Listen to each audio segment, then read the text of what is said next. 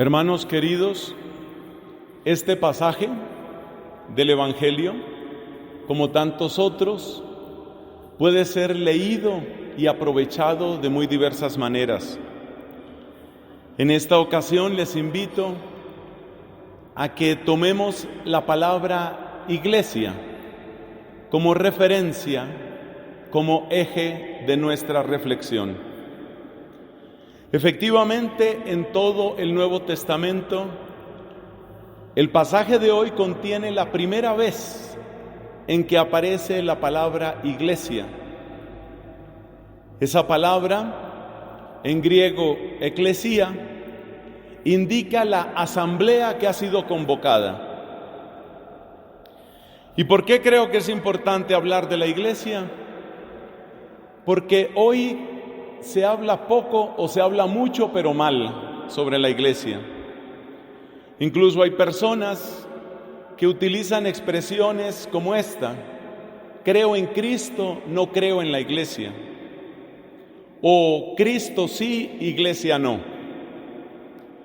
Por una parte es comprensible ese lenguaje, porque los defectos, los pecados de los que somos cristianos y pertenecemos a la iglesia, y especialmente defectos y pecados de nosotros sacerdotes, ministros ordenados, muchas veces son un obstáculo para la fe y para la vida cristiana de otros. Pero por otro lado no se pueden dejar de reconocer tantas cosas buenas que hace la iglesia, incluso desde el punto de vista humanitario. Así que ese es un motivo para hablar de la iglesia. Pero el motivo principal es que podemos decir con verdad que la iglesia es el gran amor de Jesús. ¿Y cómo va a decir uno que quiere a Cristo si se separa o detesta el amor, el gran amor de Cristo? Así, por ejemplo, leemos en los escritos de San Pablo: Cristo amó a la iglesia y se entregó por ella. Es decir, que ese amor del Señor expresa toda su misión. En el pasaje que se proclamó hoy, Cristo habla de su iglesia. Lo podemos buscar incluso en el texto original, de nuevo en lengua griega. Edificaré mi iglesia. Podemos decir que ese es el proyecto, que a eso vino Cristo. Y por solo citar un pasaje más, en el libro del Apocalipsis se presenta la gran victoria de Dios y la plenitud de la obra de Cristo a través de la hermosísima imagen de una boda. El novio, más radiante que nunca, el más hermoso de los hombres, en cuyos labios se derrama la gracia, es por supuesto Cristo. Y la novia, radiante porque recibe la luz de Él, es la iglesia. Entonces, no tiene sentido separar a Cristo de su iglesia. Si ya refiriéndose al matrimonio entre hombre y mujer dijo el Señor: lo que Dios ha unido que no lo separe el hombre, lo mismo y mucho más debemos decir de la unión entre Cristo y la iglesia. Pero el misterio de Cristo, como también lo revela el pasaje de hoy, escapa a una mirada puramente humana. Dentro de una mirada puramente humana, la iglesia es una institución más.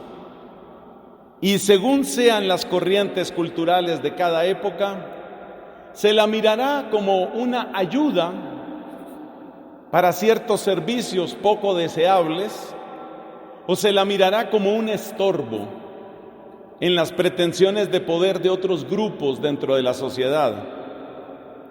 Ejemplo de lo primero tenemos cuando triunfa la revolución de Fidel Castro en Cuba. Todos los misioneros extranjeros tienen que salir. Las comunidades religiosas deben irse de la isla. Pero Fidel Castro dejó por lo menos a una comunidad. Esa comunidad, muy querida para nosotros los dominicos de Colombia, fueron las hermanitas de los ancianos desamparados. Fidel Castro, manifiesto ateo, veía sin embargo un papel social, lo que nadie quiere hacer y de lo que nadie se quiere encargar, dejémoslo a esas monjitas. Más o menos esa es la lógica. Entonces la iglesia, a ojos puramente humanos, es más o menos la que recoge la basura de la sociedad y se encarga de problemas que nadie más quiere abordar, o es un estorbo para las pretensiones del poder, como ha sucedido en tantas otras instancias de la historia. El pasaje de hoy nos enseña que se necesita la gracia, el auxilio de Dios para reconocer el misterio de Cristo. Sin ese auxilio interior, Cristo se convierte en un líder social más, sin que sea negativo ser un líder social, pero Cristo es mucho más que eso. Sin el auxilio de la gracia, Cristo es un pensador más o menos interesante, que se puede poner en una misma fila junto a otros muchos. Sin el auxilio de la gracia, Cristo es un revolucionario más o menos frustrado que acabó en fracaso. Pero las cosas cambian con esa luz que Dios nos puede dar. Con esa luz recibida en nuestro corazón, vemos que las llagas del Señor no son simples heridas, sino fuentes de amor, de redención, comienzo del universo nuevo. ¿Cómo puede uno ver llagas, terribles llagas abiertas, y verlas como puertas de amor y de renovación del universo? Para eso necesitamos la luz del Espíritu. Y con esa misma luz, nosotros luego contemplamos a la iglesia, que también tiene sus llagas, pero también descubrimos incluso en las arrugas y en las manchas y en las llagas de la iglesia, terminamos descubriendo el poder de Cristo, que sigue manifestando el misterio de su cruz a lo largo de los siglos. Y de esa manera aprendemos a amar a esa iglesia y a servirla y a no avergonzarnos de ella.